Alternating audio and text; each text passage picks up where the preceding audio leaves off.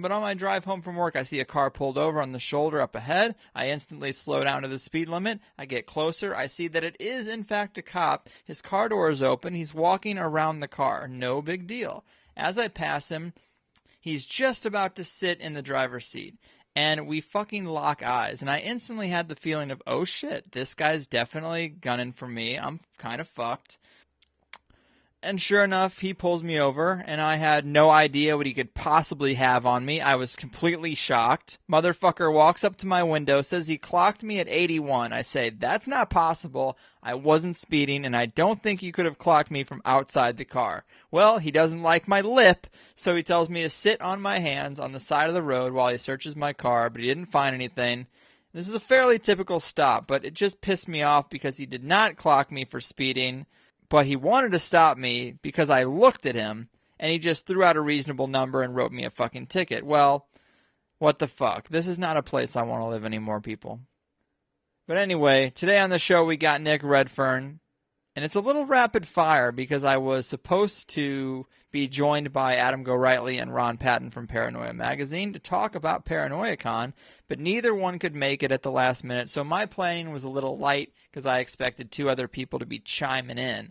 But either way, there's a bunch of great stories in Nick's new book, and we're going to fire them off at you right after I let you know about my main man, Plaid Klaus, who's making some awesome comics at mindcomics.com, M-I-N-D comics.com. They focus on stories that evolve from conspiracy theories, science fiction, and travels into the multiverse through psychedelic exploration. You can check out the latest title, Off Grid, the story of the civil war between a technocratic enslaving government and a resistance group of ex-military and anonymous hackers fighting for their survival off grid. I believe they're still offering the first issue free, and they're really cheap otherwise, so check them out. They have a very awesome style. Plaid Klaus is actually working on a couple of Conspiratees designs that I'm really pumped about.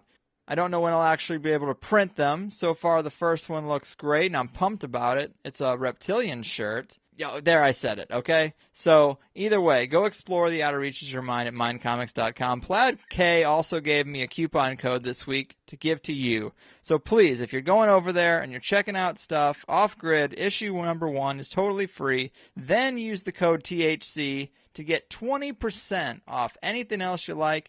And the comics are so damn good, and they're only like $2. Support THC by supporting the people who support it. Finally, I'm going to ask you to support THC by picking up one of my badass shirts at conspiratees.net. That's my other little project that helps pay the rent. So here's that noise, and Nick Redfern will be on the other side. I love you.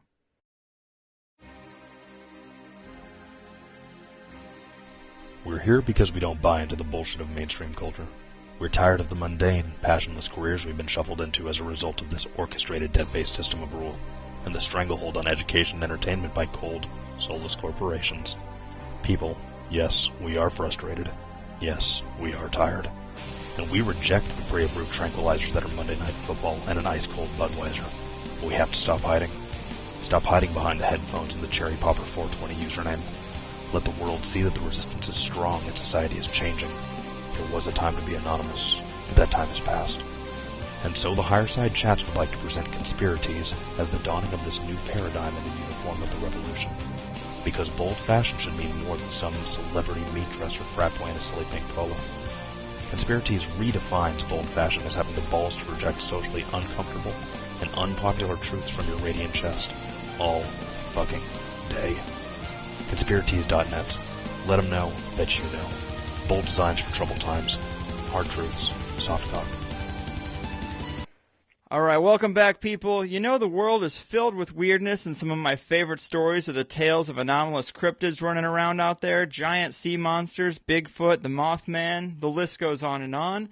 And our guest today, Nick Redfern, is no stranger to UFO, conspiracy, and cryptozoology research. He's been peeking behind the curtain for almost 20 years now. He's written many great books, including The NASA Conspiracies, The Real Men in Black, and Body Snatchers in the Desert. And his new book, Monster Files, A Look Inside Government Secrets and Classified Documents on Bizarre Creatures and Extraordinary Animals, is no different. Where the weirdness flows is where the Redfern goes, and completing the circuit in his third appearance in the show, creating a trifecta of awesomeness and the holy trinity that the good book describes, here he is, Nick Redfern. How are you? Hey, Greg. Doing good, thanks. How's it going? It's going well, man. Couldn't be better, you know. Cool. The first time we talked, it was sort of an overview of a lot of your work, Uh-huh. but I think the biggest focus was The Pyramid and the Pentagon on episode 25, which is a great book about government files pertaining to seeking out of ancient relics, Noah's Ark, similar things like that. And it was awesome because it showed that the government has taken some things seriously that would probably surprise a lot of people, which is sort of the same case on a different subject in Monster Files, right? Yeah, well, Monster Files is probably on my most sort of favourite subject and area of investigation. That's cryptozoology, which is the study of unknown animals like Bigfoot, the Loch Ness Monster, the Chupacabra, Abominable Snowman, sea serpents, and so on. And I've written about 7 or 8 books over the years on various aspects of cryptozoology. Most of the books sort of written in sort of diary, road trip style, just following me on the expeditions. But Monster Files is sort of significantly different because it deals with an aspect of cryptozoology that not only does it not get really much coverage, but most people probably aren't even aware it exists, and that is the way in which and how and for how long government agencies all around the world have secretly taken an interest in strange creatures and put together files on them, investigated them, and in some cases, in weird fashion, even created them as well. Yeah, you know, it's funny you mentioned creating them because the one I really liked, mainly because it might have cracked the case on it, was the Flatwoods Monster, you know, which I always thought was one of the most unique creatures out there that people would describe seeing. But, I mean, you want to start off with that story and the connection you made to maybe a practical answer? Yeah, sure. Well, the Flatwoods Monster is a creature that goes back to September 1952 and the little town of Flatwoods in West Virginia.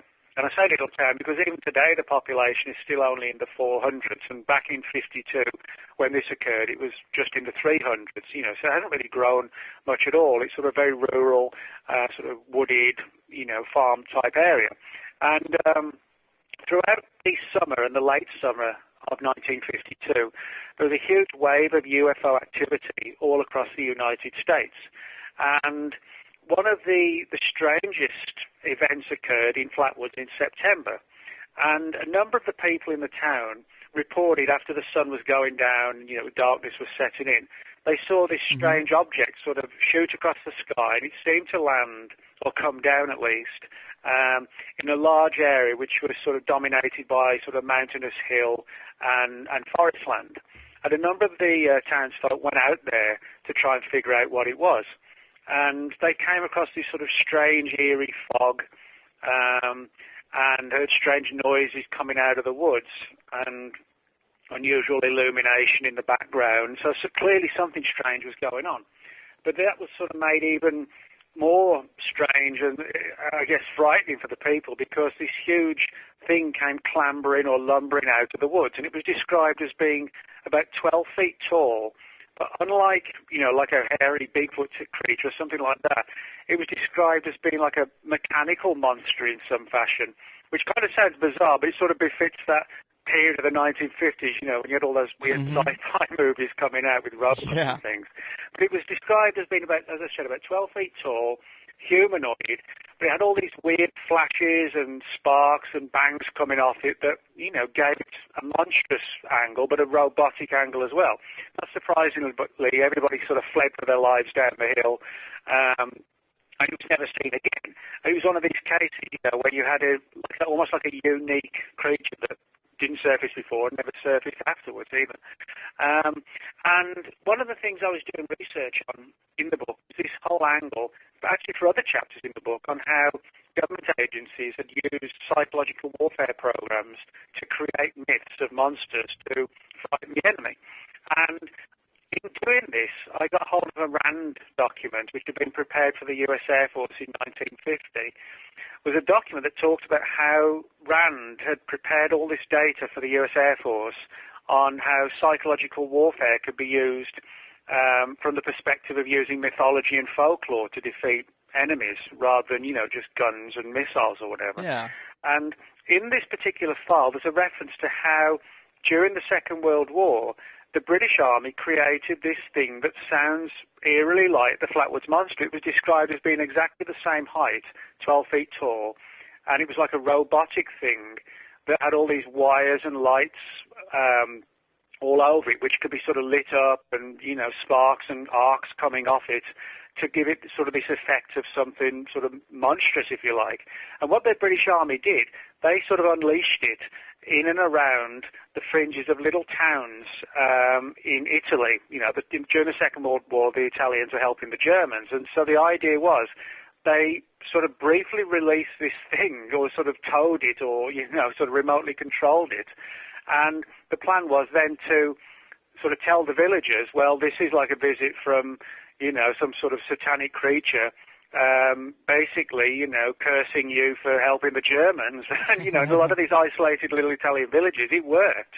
Now, of course, during the 1950s, 1952, there were no sort of Italian or German spies running around Flatwoods. So, you have to wonder what's the motivation. If, this was an outgrowth of the British psychological warfare thing of the 40s. And you have to look at the similarities. As I said, the height of the creature was the same. They both gave off these weird sparks and arcs and electric static and things like this. They were both seen in little isolated towns. And the British Army program was a psychological warfare-based one. And the reference to it turns up in a US Air Force psychological warfare document. And the US Air Force was heavily interested in what people were saying about the Flatwoods case. So, you have all these tangents and ties. And my speculation actually allows for like a real, genuine UFO phenomenon, and possibly for manipulation using a created thing at Flatwoods. And I'll explain what I mean by that. It's pretty clear when you read the files that have surfaced through the Freedom of Information Act on what was going on in 52, that elements of the military and the intelligence community realized there was a real UFO phenomenon that they didn't understand. Some of these documents talk about, well, how might the general public react in the event of a real UFO invasion, or if they showed themselves sort of en masse across the planet, how would people react? Well, they had no way of knowing, because the UFO phenomenon, they couldn't predict how it would act. It was almost like ghostly, here one week, on the next. So I kind of wonder if they may have sort of set up an event in Flatwoods to try and then secretly watch and monitor the response to see how people reacted, because that would give them an ability to gauge how the reaction might occur in a real life situation with the phenomenon. So, in other words, if you can't predict the phenomenon is going to appear and you can't predict how people react, why not stage an event? Because that would give you like a similar outcome, so to speak. And the very fact that everybody at Flatwoods sort of fled for their lives, screaming for their lives, may well have given the military an idea of, well, now we know what to expect in the real world when it really happens. So I actually think, there is a real phenomenon, but I think at times things like this have been done to try and determine, again, how myths can be used and what the reaction and the result is on the people who are exposed to it. Yeah, I thought that was really interesting, because I'm sure you've heard about the stories of Project Bluebeam, where the government has supposedly entertained the idea of creating a holographic alien invasion, or like a second coming of Christ over Cuba or something like that. But, that story is kind of right in the same wheelhouse. Well, yeah, it's bear in mind we're sort of talking about 60 years ago. Today the technology would be much greater. But what I do find interesting is that both in the Second World War thing and this one from Flatwoods, it was described like a relatively unsophisticated sort of clambering, sparking thing, almost, the robot out Forbidden Planet or something like that, So you can imagine maybe back then they could have put something like that together, but, something far more expansive today, like sophisticated holograms, just weren't around then. So. Yeah, if you saw that Tupac thing, they've got some serious technology. Yeah. But, there's a couple tales like that in Monster Files where government agencies either made or hyped up rumors of strange creatures or vampire-like beasts. But are there any stories in the book that you find particularly interesting that lead in the direction of involving a real unknown creature? Yeah, for me, one of the big areas of interest of mine is Bigfoot, but whereas most cryptozoologists just take the view that, Bigfoot is the North American equivalent of like an African gorilla, Right. I don't. I think there's more to Bigfoot. I think Bigfoot it may well be a flesh and blood creature, but it's far stranger than just an unknown ape roaming the US. There are a lot of cases, for example, where Bigfoot has been seen at the same time frame and location as UFO activity. People have reported sort of strange visions after seeing Bigfoot or having visits from Men in Black type characters and things like that. Now, certainly these cases aren't anywhere near the majority of reports, but they are sort of 5, 6, 7, 8% of the total, which is still a significant amount. And so what I find interesting is that although we're not seeing government or military interest in every Bigfoot report under the sun, what we are seeing is that in many of these cases of high strangeness, government people do pop up and take an interest. For example, in the book I talk about Stan Gordon, a researcher who back in early to mid-70s investigated a wave of Bigfoot-type activity in Pennsylvania, where Stan still lives to this day. And in these particular cases, they were highly and repeatedly associated with UFO activity. And Stan and a number of witnesses he was aware of all got visited by government people, but not in like a sinister MIB sense, but basically quietly saying, hey, we're interested in these reports. Can you keep us informed? Which is in itself was kind of weird. But Yeah. I talk about a few cases like that in the book where there's deep military interest and there's been a subsequent cover-up put into place. And if Bigfoot, if these creatures were just North American apes that science hadn't found, why place it under a cover-up? It would be a zoological revelation. It wouldn't be something affecting national security unless Exactly. there is this other aspect to it, Yeah, I mean, I sometimes wonder the same thing. Like, if some of these weirder creatures, like Mothman or Shadow People, they might be some type of multi-dimensional manifestation, maybe from conjurers like Aleister Crowley or that Michael Aquino guy, because they don't always seem like flesh and blood creatures. I mean, even Bigfoot, there's some stories that people can't shoot it. Yeah, I mean, this is actually one of my big areas of interest, and I do believe that either these creatures sort of zip in and out of our reality, sort of multi-dimensions, that kind of thing, or when I say or, it could be either or both. They could be some sort of like a tulpa type thing. A tulpa is like a thought form where the human mind can sort of create something and then externalize it, and it has some sort of like its own independent quasi-reality. And they supposedly feed on high states of human emotion to sustain them. And so, the whole point is these things would have to be seen to then allow them to sort of bleed dry the emotion from the witness. And, this is actually one of the theories that's been applied. It's a bit of an off-topic, but to the Men in Black mystery. The Right. Men in Black often come across not like government agents in the films. They're these creepy, weird little ghoulish vampire-type characters, and witnesses often talk about feeling hypnotized and drained of energy, almost like a diabetic, if they missed a meal and they started to crash or something. They feel like that. And they've actually said they felt drained. So a lot of people are sort of coming around to the idea now, maybe the MIB, create this feeling of fear in the witness, not because they're actually threatening them, but it's like a fake threat, but the idea is to create fear, which they then feed on. And then maybe creatures like Bigfoot, do exactly the same. They're almost like emotional vampires, if you like. Yeah. That is a super interesting topic. It's just so hard to know. One of the first weird things in the world that I was drawn to as a young kid, I was glad to see in your book, is Tales of the Loch Ness Monster. It seems much juicier to me than Bigfoot because I used to love dinosaurs. I always wanted to believe that it was real. But it seems to have faded out quite a lot in recent years. And yes, there's still no smoking gun, but you have discovered some files that show that many government agencies have looked into Nessie and have failed to find an explanation for some of the footage they've studied, which has kind of restored my hope. Good. Well, yeah. I mean, Loch Ness, it's a large body of water. It's like 22 miles long, about a mile wide, and at its deepest point, officially around about 800 feet.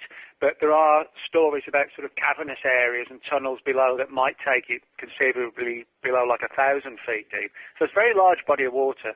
Now, of course, if the creatures of Loch Ness are fish or, some sort of creature that doesn't need to surface for air, then we probably wouldn't see them very often, just by chance when they decided to surface for who knows what reason. But primarily, if they're living exclusively under the water, there probably wouldn't be that many sightings. And because Loch Ness is far more busier than it was decades ago with, boats and traffic going from one side of the lake, the loch to the other, then it might sort of have led these creatures to sort of stay in the deeper depths almost exclusively now. But regardless of, the sort of the changes in trends of sightings and whatever, you're right, I did get a hold of a number of files on the Loch Ness Monster that have been put together by various British government agencies. One of them was a group in the 1960s called JARIC, which stands for the Joint Air Reconnaissance Intelligence Centre. And these are the people, kind of like the British equivalents, like in the US, where, if there's rumours about a new missile base being built in China, they sent like a high-flying spy plane over years ago or today, like a spy satellite, and photograph it. And then the photographs are sent back to, military experts who can analyse photographs and determine, does this show a new aircraft hangar, or those missiles, et cetera, that kind of thing. And that's what JARIC jobs was, to sort of look at spy photographs of overseas potentially hostile military installations and determine what they showed. But in the mid-1960s, JARIC set up like an in-house little project to study film footage and photographs of nothing less than the Loch Ness Monster.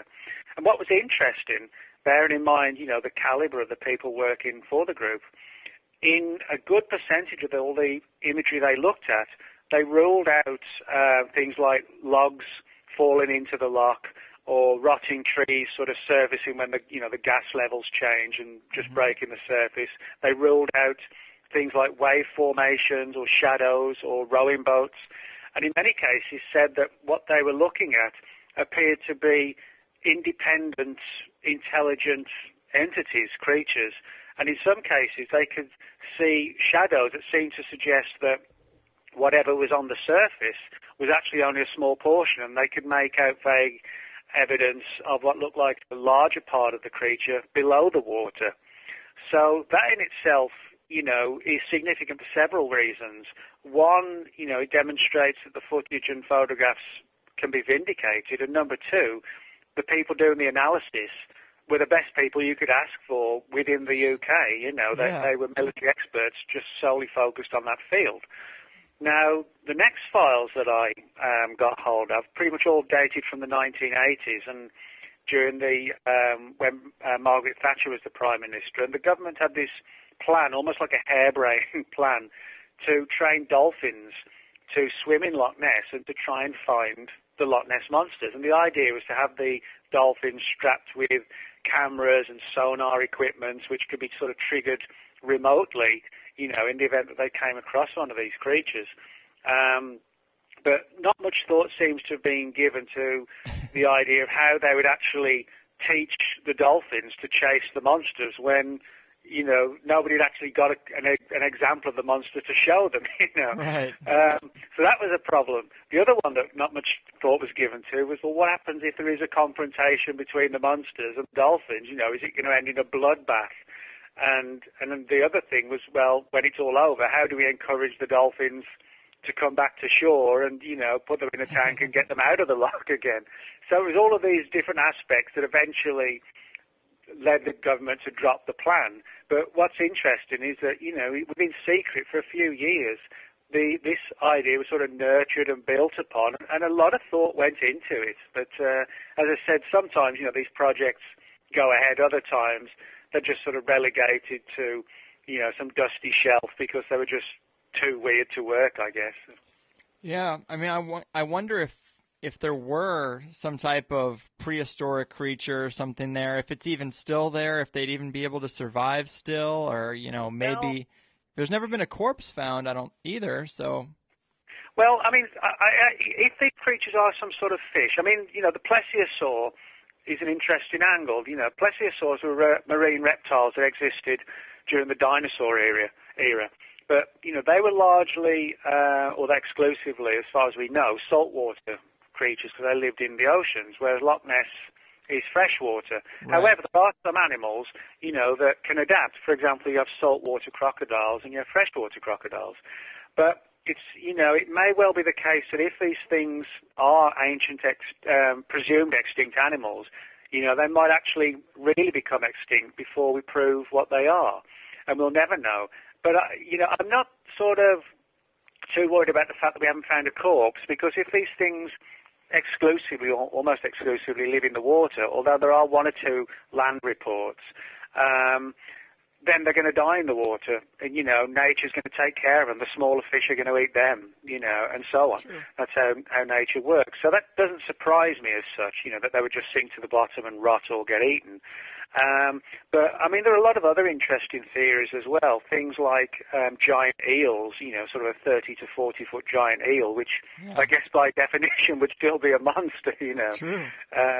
Or the other theory that's been given is something like a giant salamander.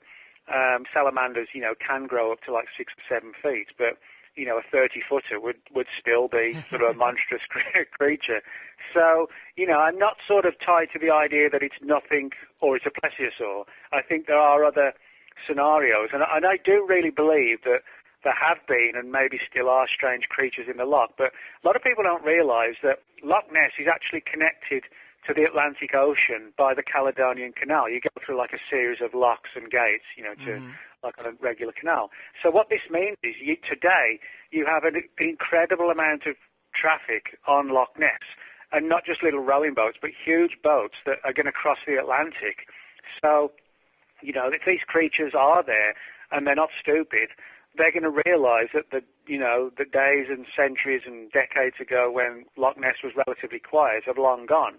So they may just simply stay down in the deeper depths. It may not be that they're extinct. They just don't surface much because Loch Ness is like, the local highway or whatever now, Man, it is a fascinating case, but what's also very intriguing that I found in your book is several accounts of government files you've uncovered that detail some pretty conventional animals involved in some pretty unconventional experiments and programs. You want to tell us about a couple of those? Yeah, well, one of the strangest ones I talk about in the book is a CIA program that became known as Acoustic Kitty. And this is a project from the 1960s, and it sounds almost like an animal equivalent of the $6 Million Man or something, or Terminator or RoboCop. The idea was to try and take regular cats, like house cats, pet cats, and insert them and wire them up with sort of like transmitting and equipment and radio antenna and things like that. And the idea was, it sounds totally far-fetched until you realise, that the files now are starting to surface through the Freedom of Information Act.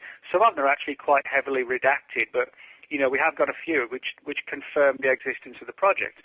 And the idea was to have these cats sort of wired up with all this electronic gear and gizmos, etc., and try and train them to walk around the grounds of the Soviet embassy in Washington, D.C., and, if a couple of guys walking past, say, named Boris and Ivan, in the grounds, we're talking about some classified program, and the cat's wired up with all this sort of radio antenna and microphones, and it picked up the conversation.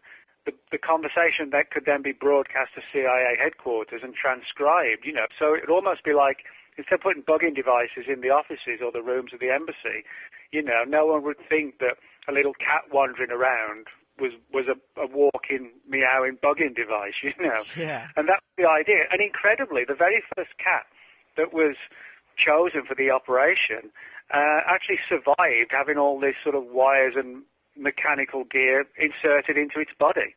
The problem was, of course, that, with hindsight, I mean, cats aren't the easiest animals to train. If you're going to want to train an animal, a dog's far better. Cats basically look at you and give you the finger, you know what I mean? And so that made it problematic. But on the very first occasion when they had the cat ready to go, so to speak, a team of CIA agents in a regular-looking van just pulled up as close to the Soviet embassy as they could, opened the back doors and sort of urged the cat to sort of cross the road towards the embassy and hope for the best. But it only got like a few feet, and it was splattered by a taxi that was speeding along the road. And so that was the end of Acoustic Kitty, and it was actually the end of the program. And the files that have surfaced through Freedom of Information show that the reason was that it was just perceived as having too many factors that couldn't be, necessarily, chosen for and dictated. There were too many random events that could go wrong, and so the thing was shut down. But again, it sort of demonstrates some of the really weird aspects of, how regular animals are used in sort of an irregular practice, so to speak. Yeah. I mean, that is pretty morbid. Another one that was pretty interesting, we had, I don't know if you're familiar with Rupert Sheldrake, but we had him on the show recently. He's done a lot of research into animal ESP with dogs. Dogs that know when their owners are coming home, they seem to just know as soon as the owner stands up at their desk at work, and it's like a ESP kind of thing. And you also have kind of a story about dog ESP in the book, too. Yeah, this goes back to the early 1950s, and again, this is from files which have surfaced from the U.S. Army through the Freedom of Information Act. And they talk about a little project that was set up in 1952 to see if dogs possessed ESP. And the plan was that if they did possess ESP, could it be used to locate landmines on battlefields? Now, the papers, again, are fairly redacted in some places, but they show that two German Shepherd dogs were chosen for this particular project. Their names were Tessie and Binny. And we don't know, because we don't have all the files, but we don't know how or why, or under what circumstances, I should say, that their psychic powers were deemed to be real, but apparently they were. And so what happened was that this program went ahead on various stretches of beach, sort of down by Highway 1 in California, sort of running from Los Angeles way up to San Francisco. And various pieces of beach were chosen, and dummy mines were sort of, they weren't, I should stress that, they weren't live mines. Dummy mines were sort of laid out on the beach, or in some cases, actually like 6 or 7 feet down. And in a couple of cases, they buried them a few feet down, but like 15 feet out to sea. And then the dogs would be sort of unloaded from the van or whatever, and then sent out to try and find, the mines. And interestingly enough, in something like 70 or 80% of the trials, they actually succeeded. But for some weird reason, even when some of the cases where the mines were easily locatable, they didn't find them. And so the ultimate conclusion of the military was that there clearly seemed to be some unknown power or skill that the dogs possessed that allowed them to find the mines, but it didn't work every time. There were times when it was hit and miss and it couldn't be predicted. And that's kind of like the whole thing with the government and the remote viewing programs of the 70s and onwards, where they had a lot of good remote viewers and it was clear they had some skills, but then there were other times, when it just shut down. It was almost like the equivalent of writer's block or something like that, And I think that's the reason with this psychic dog program, why it was pretty much shut down, was not so much because they didn't have successes, they did, but because they couldn't predict the successes, and when it failed, it just totally failed. And so they sort of preferred to go back to sort of regular human resources, I suppose, and more conventional ways of looking for the mines. Yeah, and when it fails in the field, I mean, that's going to be a pretty nasty mess for the PR team. Yeah, exactly. Man, messing with dolphins and cats and dogs, they're, it's almost like the government's just use these animals as tools more than thinking of them as live creatures. But, there's another crazy thing about the Soviet Union, I believe it was, who attempted to crossbreed apes with people. I mean, that was a fascinating chapter, a pretty creepy chapter. Yeah, this goes way back to the 1920s, and a Russian scientist named Ilya Ivanov, and he was a very brilliant Russian scientist, but he was also like a typical sort of Dr. Frankenstein mad professor type.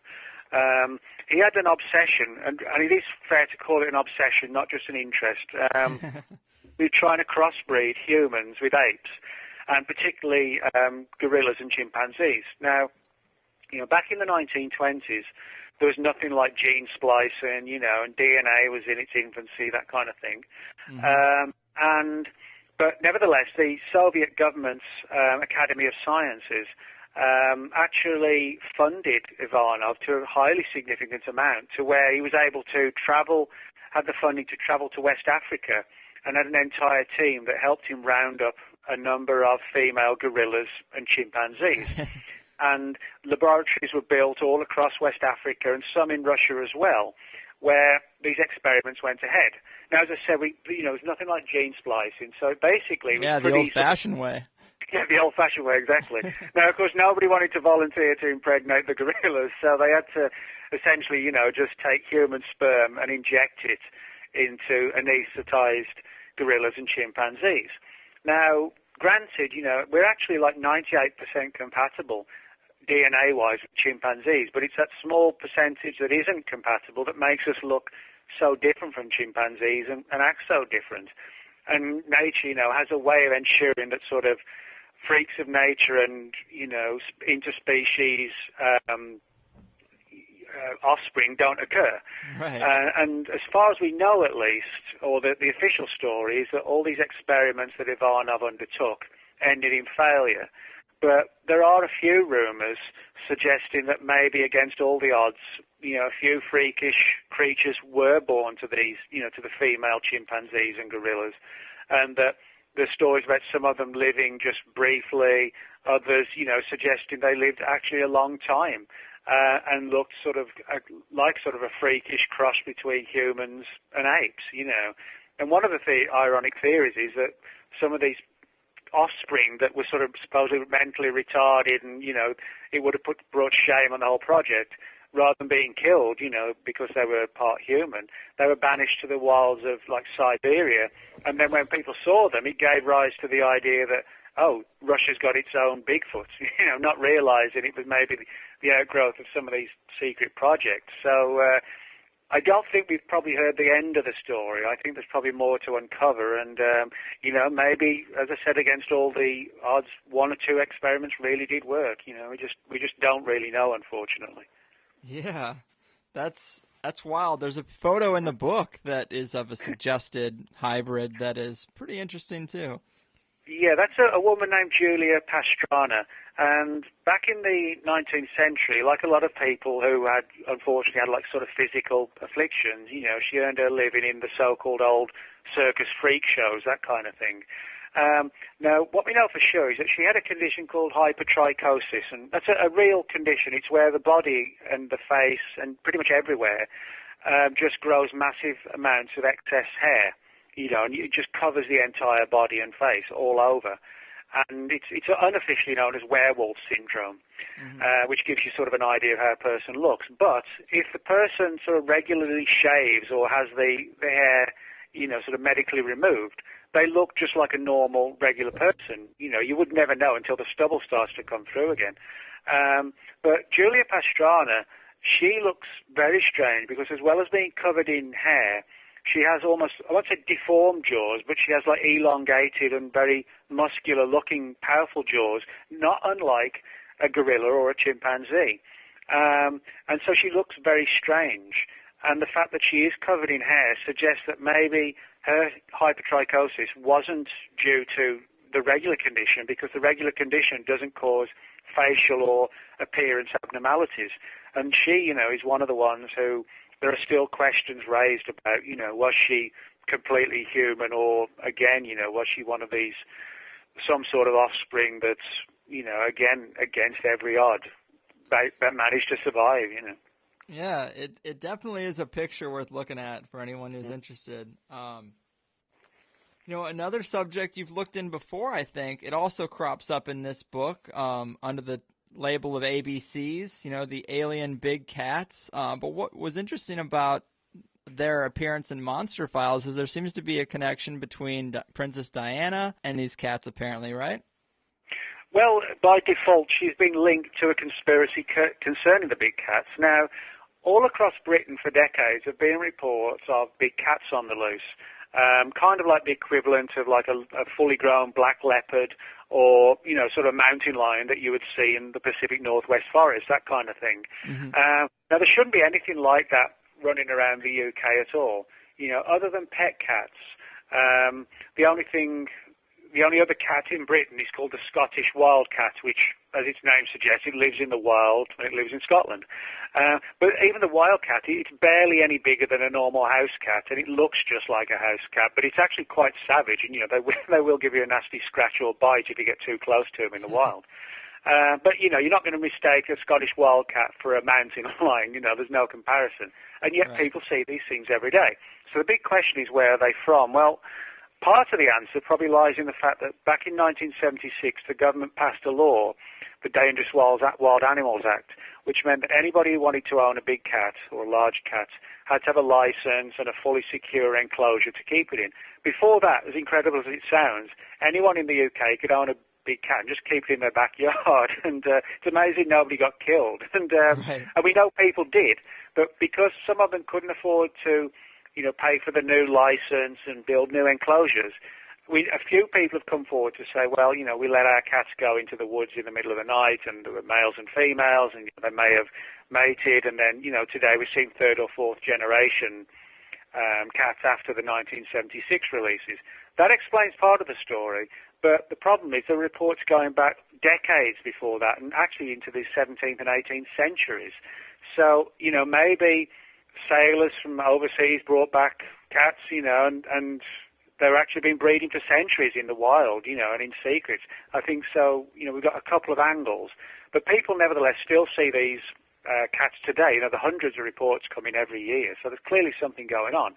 Now, in the late 1980s, a friend of mine named John Downes, who, like me, writes books and investigates strange creatures, John got a telephone call from a former British Army soldier, and he was part of like an elite unit that was shadowing Princess Diana, because the British government and military intelligence had picked up on rumours, which they took very seriously, that some organisation, or possibly several, were planning to either kidnap or assassinate Princess Diana. And they didn't want to alarm the princess, and they didn't want the story getting out to the media, because their plan was, if they kept it under wraps, it would help them to track down who these people were, because if it was spilled all over the newspapers, then the people would just go to hiding and they'd never find them, and then they could plan another attack later on. So they wanted to keep it all under wraps. And so what they did, this small unit of like 5 or 6 soldiers, sort of highly trained, used to maneuvers at night time, very skilled with guns and pistols, rifles, whatever, they would shadow and watch Diana wherever she went. Now, John got the call in 1989, and the group, its activities began around about 1985 onwards, and at some point between those years, the group actually shadowed Diana when she travelled down to the old English county of Devonshire. For people who are wondering, Devonshire is where Sir Arthur Conan Doyle set the Sherlock Holmes novel, The Hound of the Baskervilles. So it's like this foggy old moorland with old castles and stone circles, and it looks exactly the same today. It looks like you've stepped back in time, and you expect to see this blazing-eyed hound come, racing across the moors. But this was the time when Diana's marriage to Prince Charles, was sort of on the rocks, and she was seeing other people, boyfriends, etc. at the time. And one of these actually lived in a little village on Dartmoor, in Devonshire. And so this team shadowed Diana and essentially sort of made like a stakeout in the village late at night, and sort of, stayed in the shadows behind bushes, etc., just keeping an eye on the property where Diana was visiting. And to the amazement of the troops, when they were looking through night scopes, just keeping envisioned on the house, they saw this huge black cat sort of go prowling past the side of the property and literally right past the front door, which was almost like the worst national security issue you could think of. They were trained to deal with terrorists or whatever, and here's this savage black cat, and they didn't know what to do. It was like, if they shoot it, well, it's going to wake the entire village up, and before you know it, the tabloid press will be on the story, and it'll all come tumbling out. If they didn't do anything, the very fact that the cat was right by the door, What if it broke in and, attacked the princess, or killed her, even worse. So they didn't know what to do, and they actually chose to do nothing and just sort of held their breath and just kept their sights trained on the cat. But they figured that, it was looking for small animals to eat or whatever, and eventually they watched it as it just sort of sauntered off and headed off towards the moors, and it was gone. Now, as John was told when this soldier related the facts years later, there really was a conspiracy put into place to hide the truth of these big cats by the military. The military itself realized these things existed, but they elected to cover it up because by default, if they revealed what they knew about the big cats and how they knew it, it would then reveal what they were doing down in Devonshire and why they happened to see it.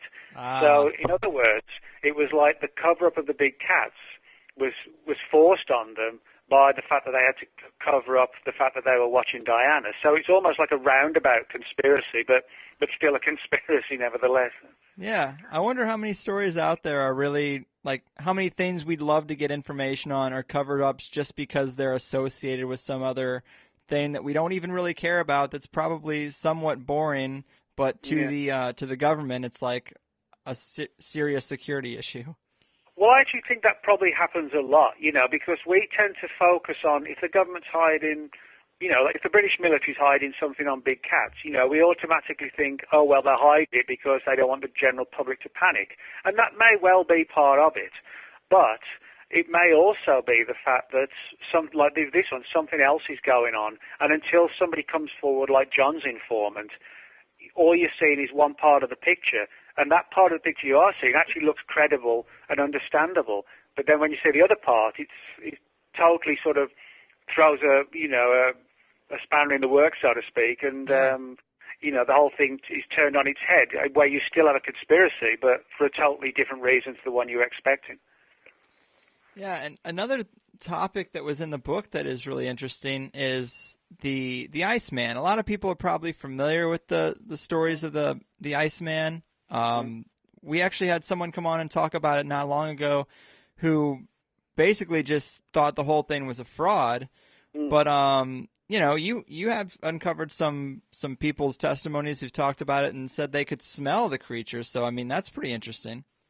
Yeah, I mean, the Minnesota Iceman actually goes back to the mid-1960s. And just as an aside, the model that some people say was always a model is actually going to be unveiled this coming Saturday at the Museum of the Weird in Austin, Texas. It goes on public display there. Nice. After being sort of in a state of limbo for years. So if you're ever in Austin, Texas, you can go down to the Museum of the Weird and see it encased in ice. But the story is that back in the mid-1960s, a man named Frank Hansen, who lived in Minnesota, Hansen was one of these guys who put on, like, controversial displays at, like, state fairs, come and see the two-headed snake and the bearded lady, that kind of thing, Mm-hmm. And he acquired this body encased in a huge block of ice, and supposedly it had come to Hansen from an anonymous millionaire friend of his, who in turn had supposedly got it from, well, we're not really sure where. One theory is that it was like a primitive hair-covered human-type creature shot in the woods of Minnesota, hence why it became known as the Minnesota Iceman. Another theory, which is sort of more intriguing, is it was actually shot and killed by troops in the Vietnam War, in the jungles of Vietnam, and then secretly shipped back to the U.S. By this millionaire who had it arranged in a body bag, like a soldier's body bag, and then handed over to him. And then when Hansen made friends with him, he agreed to allow Frank Hansen to put it on display for a while. Before it was replaced supposedly with like a sophisticated dummy. Now, of course, as you pointed out, some people do think the entire thing was a hoax and the only body that ever existed was the dummy. But there are reasons to think that wasn't the case. For example, in the mid-1960s, a number of well-respected cryptozoologists such as Ivan Sanderson and Bernard Hubelmans traveled up to Minnesota to visit the display, actually before it went on display. And they said that looking through the ice, it didn't look like a dummy. It looked highly sophisticated. It didn't look like, hair stuck on or just like a gorilla suit, that you would get from a novelty store or whatever. And as they got close to the ice and peered in it, they could sort of smell this putrid, rotting smell, which is like a fairly sophisticated thing to do if you're going to hoax it, to yeah, right. like cover the ice in rotted meat or something like that. So that led them to actually believe, it was a real creature. And they said that it was like shot through the eye, and it looked like a real bullet hole. It didn't look like makeup or anything like that. And it went on display various places over the years and through the 70s, and then after time it sort of went missing for a while, then just got stored away, etc. But at the height of the mania for it, if you like, in the late 1960s, none other than the FBI got involved, because you had this rumor that the Iceman wasn't some sort of unknown ape, but was a primitive type of human. And when rumors began to circulate that it had been shot, bureaucracy got involved and said, well, even if it's a primitive human, it still might be human. And if it was shot and killed, that means a murder took place. Right. And so the FBI got involved and actually sent one of their special agents out to Hansen's home and, knocked on the door and said, I'm Special Agent so-and-so. I'm here to see the Minnesota Iceman, which is kind of surreal, Right. And Hansen, not every day he gets a knock on the door, I suppose, from the FBI, and a bit perturbed and worried. So he let the agent in and freely let him look at it. And the conclusion was, well, I don't think it's a man, and it's up to you as to whether you promote it as an Iceman or a monster or whatever. And, the FBI agent went away satisfied with the only thing he was concerned about, that it wasn't a human. But Hansen was one of these who never missed an opportunity to promote the Iceman. So what he did, he quickly got a big board and some paint and painted a huge board that said, the Minnesota Iceman, investigated by the FBI, which he put on display every time the creature was on display. So, it's a strange story, again, of sort of quasi-involvement on the part of the government for a very weird reason, but possibly like an understandable reason as well. Yeah, it's just a shame that they had to involve a dummy. It's just like, it just hurts the credibility of the case. It makes it kind of skeptical. I'm sick of being duped. We get all these cases of we found a Bigfoot and then we test the DNA and it's a possum mixed with a raccoon. Well, that's why you said this is one of the reasons why I think Bigfoot's more paranormal, because every time somebody talks about a body, there's always an either or a but or an if. There's always something that suggests it could be fake, or a model or whatever. And yet we get lots of credible sightings, yet we never get a credible report of a body. And this leads me to believe, or this is why I believe, that Bigfoot is sort of less flesh and blood and more paranormal based, because the sheer number of reports we get, sighting reports, we should get at least one body, where we can say definitively this is what it is, but we don't. If we only got a handful of sighting reports and a handful of body reports, that's different. But we get thousands, there are thousands of sighting reports, but no official body.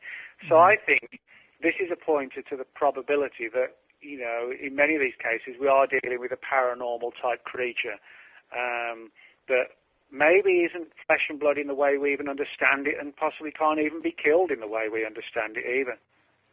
Yeah, I have heard people give a lot of examples similar to this, but one I can remember is people say, I've been to a lot of cities and I've seen a lot of pigeons, but have you ever seen a baby pigeon? Clearly they exist. Yeah, they have to exist. Well, that is true on the one hand, but then again, a baby pigeon's probably like 3 inches long, Right, a little easier to hide. Than an 8-foot tall lumbering ape, running around just a couple of, an hour's drive from Seattle or whatever, So. Right. If it was like a regular ape, you'd think there might be one case of it just wandering into a city, a big city where like hundreds of people see it and it ends up dead. Well, that's the thing. Weird. It's like chimpanzees and gorillas. We know they can exist because they've either got shot or they've made a mistake or they've died in the woods and been found. Bigfoot eludes us 100% of the time. There are no other animals other than these cryptids that do that. It's like saying most people never see a mountain lion, but people do, and we have bodies of them and we have them in zoos. But because they do elude us most of the time, but not all the time. But Bigfoot does do it all the time, you know. Mm. I mean, well, since this book is really focused on government files of weird creatures, let me ask you if there's any cryptid legends out there that you have a personal interest but couldn't really find any files on to fit into this particular book. Well, yeah, I mean, I thought about doing a chapter on Mothman because, you know, Mothman sightings in Point Pleasant, West Virginia in the 60s, there was a lot of Men in Black activity going on at the same time. You know, people these MIB would turn up and interview Mothman witnesses asking what they saw, you know, and because there is at least some sort of connection between some MIB reports and government. I tried, you know, to find anything that might corroborate this and, you know, if there was a Mothman file somewhere. Now, there might be, but I couldn't find it. So, you know, I didn't want to just go over old ground and just, you know, pull a bunch of words from John Keel's Mothman Prophecies because I wanted to add something new if there was. But it wouldn't surprise me if there isn't a Mothman file somewhere when we know that there are Bigfoot files, you know, Flatwoods files, Loch Ness files, you name it files, you know. I think probably there is a Mothman file or file somewhere. The problem is, you know, with the Freedom of Information Act, you can only get files declassified when you actually can identify to a fair degree what it is you want declassifying. Kind of like a catch-22. Yeah, exactly, that's what it is. Yeah, that's funny. Did you come across any documents? I mean, you mentioned there was some redaction in Acoustic Kitty, but was there anything you found that seemed like it could have been a better story, but it was just too heavily redacted or blacked out?